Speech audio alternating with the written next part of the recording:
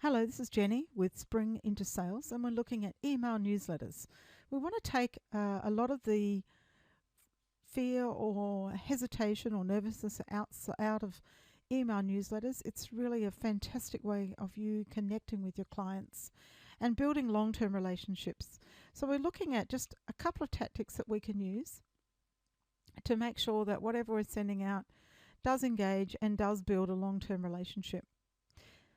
Now, this is an email from Heavenly Creations. Leanne at Heavenly has designed beautiful swimwear for girls so that they can wear something that just enables them to be girls and not have to worry about their bikini top slipping up or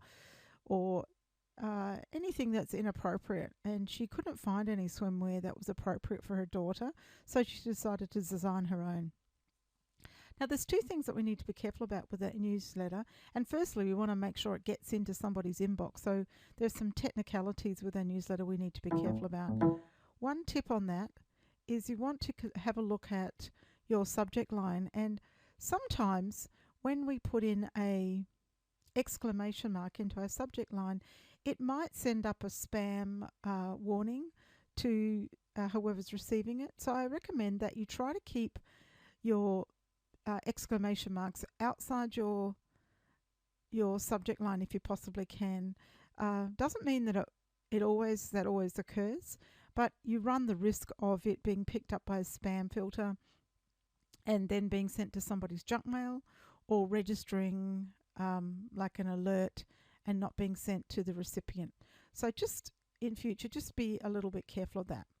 Now, there's a really important thing to do. Write your email, write it all down, then print it out. And what I want you to do is take a red pen and a blue pen.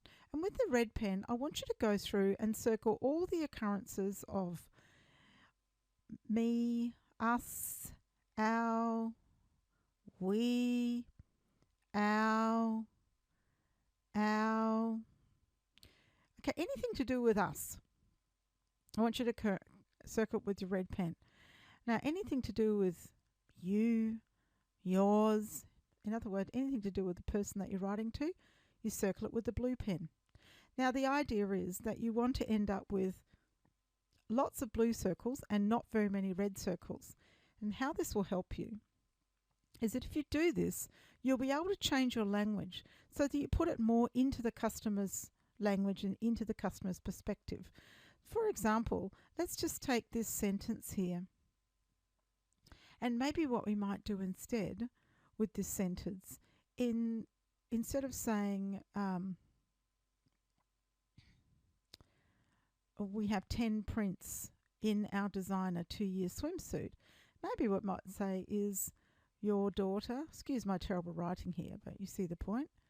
Your daughter